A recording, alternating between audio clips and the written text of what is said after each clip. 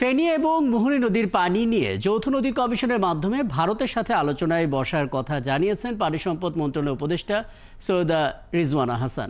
রোববার ফেনীর পরশুরামে নিজ কালিকাপুর মুহুরী নদীর বাঁধের ভাঙা অংশ পরিদর্শনে গিয়ে তিনি একথা জানান। উপদেষ্টা বলেন, অভিন্ন নদীর পানি নিয়ে নীরবতা বা নিষ্ক্রিয়তার দিন শেষ হয়ে গেছে। নদীর পানি শুধু রাজনীতি নয়, এটি অর্থনৈতিক কূটনীতি বিবেচনায় আলোচনা করতে হবে। তবে ভারতের সাথে অভিন্ন নদীর পানি বন্টন নিয়ে আলোচনার পাশাপাশি পানি সম্পদ এবং দুর্যোগ ব্যবস্থাপনা নিয়েও আলোচনায় বসতে হবে বলেও জানান উপদেষ্টা সৈয়দা রিজওয়ানা হাসান। সরকারি পর্যায়ে ক্ষতির পরিমাণটা নির্ণয় করা প্রায় শেষ পর্যায়ে চলে এসছে।